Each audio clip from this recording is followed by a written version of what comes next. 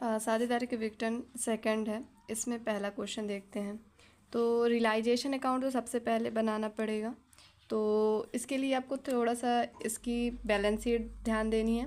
और फिर ये तो हम पार्टनरशिप में देखेंगे कि सीधी वाले हो गए, इससे अभी हमको कोई मतलब, अभी हमारा ऊपर से है। तो रियलाइजेशन के लिए पहली चीज़, जितने भी आपकी एसेट्स हैं, रियलाइजेशन अकाउंट जितनी एसेट्स, आपको सब पहले इतना जो बैलेंस शीट पे टू सन्ड्री लायबिलिटीज़, यहाँ साइड मेरे से गलती से लिख गया है, एसेट्स होना चाहिए। टू सन्ड्री एसेट्स जितनी बस स्टॉक है, प्लांट स्टॉक 2000, प्लांट 2000, 1000 और 1000, सारी आपको पहले एंट्री कर देनी है। फिर उसके बाद यहाँ साइड क्या आ जाता है, बाई सन्ड्री लायबिलिटीज़। तो सन्ड्री लायबिलिटीज़ में बुक में आपके जितने क्रेडिटर 2000, बैंक लोन, आपको यहाँ पे थर्ड पार्टी, बैंक लोन क्या है, थर्ड पार्टी, तो उसको क्या करना है, एंटर करना है।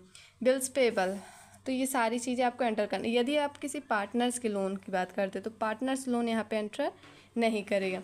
अब उसके बाद यहाँ पे बोलता है सी दिवालिया हो गया, लेकिन उसकी रियासत से साझेदार से 250 रुपये वसूल है। इसको अभी हम एंटर नहीं करेंगे क्योंकि इसको हम पार्टनरशिप में एंटर करते हैं। साझेदारी का समापन करने का निर्णय किया गया और संपत्ति इस प्रकार वसूली गई कि रहती है 1600, प्लांट 1500, देनदार 750, प्राप्त बिल 700 है। तो जो यहाँ पे रहता है, कहाँ पे, डेबिट साइड, वो आ जाता है credit side by bank account.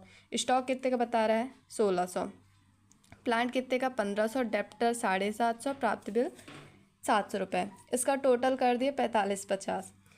लाभ और हानि बराबर अनुपात में बांटे जाते हैं। साझेदारी के समापन प्रत्येक साझेदार के खाते की क्या स्थिति होगी, वसूली की लागत 250 रुपये।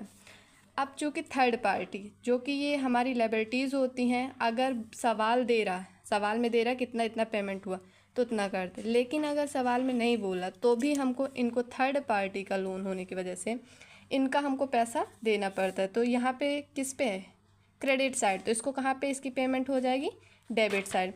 टू बैंक अकाउंट, क्रेडिटर जितना जितना है 2000, बैंक लोन 500 था और बिल्स पेबल 3000। अब उसके बाद बोला है कि यहाँ पे 250 रुपये एक्सपेंस का है, वसूली के हैं।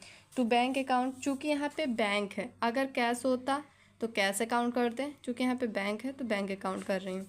तो टू बैंक अकाउंट 250 रुपये, ठीक। अब उसके बाद इसका टोटल करना है, 1 मिनट, मैंने टोटल 9,250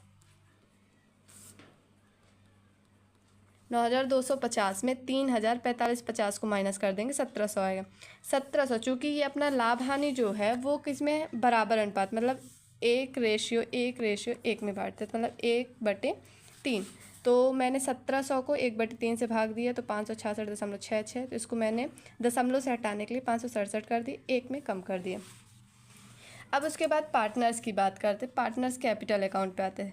तो जितना कैपिटल का बैलेंस होगा उसको यहाँ पे लेके आएंगे भाई, बाई बैलेंस BD कितने का, A 2500, B 1500, लेकिन C अधिविकर्ष ओवरड्रॉन है तो उसको कहाँ पे लेके आ जाएंगे, टू बैलेंस BD 500। अब उसके बाद क्या था, सी दिवाली हो गया, लेकिन उसकी रियासत से साझेदार ने 250 रुपये वसूल किए, तो यहाँ पे हो रहा बाई बैंक अकाउंट, उसकी रियासत से 250 रुपये वसूल हो गया।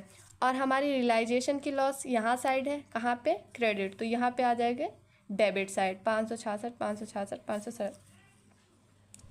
फिर बाई बैंक अकाउंट, जहाँ पे भी, अब अगर गार्नर बनाम मर्रे के अनुसार लगाते हैं तो इसको जो साझेदार होते हैं वसूली खान को नगद लेते, लेकिन यहाँ पे हमारी नगद लाने की ज़रूरत नहीं पड़ रही।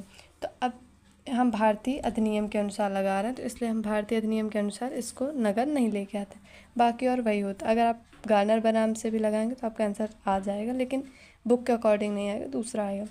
फिर उसके बाद क्या है, यहाँ पे 500 और 566 है, तो इसका टोटल हुआ 816, और वसूली कितनी हो रही है, 250 रुपये, तो 816 बच गया। तो ये हमारी क्या है, पूंजी की कमी। पूंजी की कमी, जो पूंजी की कमी होगी उसे हम जो शेष मतलब शोध समय साझेदार बचते हैं उनके पूंजी के अनुपात में, सॉल्वेंट्स हैं पार्टनर जो होते हैं उनके पूंजी के अनुपात में डिस्ट्रीब्यूट करते थे। 2500 उसकी पूंजी थी, 1500 उसकी है, तो 2500 को काट दिया 5:3 में।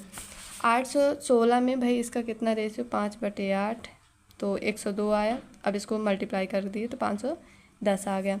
इसी तरह सेम कंडीशन 816 × 3/8 तो 306 आ गया।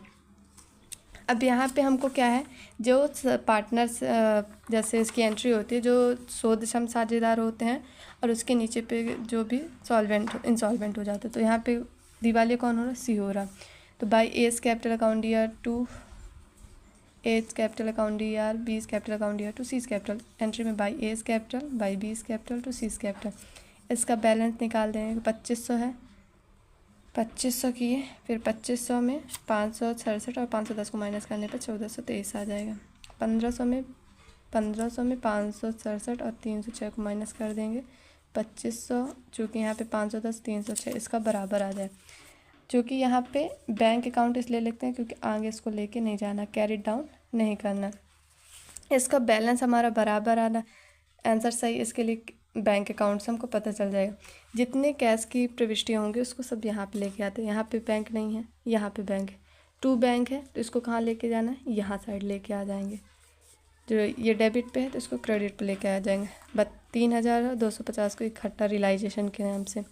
फिर यहाँ पे बाई बैंक है 4550, तो यहाँ पे 4550। फिर यहाँ पे बैंक और कहीं पे नहीं है, बाई बैंक अकाउंट 250 रुपये यहाँ पे वसूली हुई, 250 रुपये यहाँ पे आ गया। कहाँ पे, चूँकि ये क्रेडिट पे था तो इसको कहाँ पे लेके आ जाते हैं, डेबिट पे। और by two bank account, by J capital and बीस कैपिटल 627, टोटल करने पे 5300, मतलब कि हमारा आंसर सही है।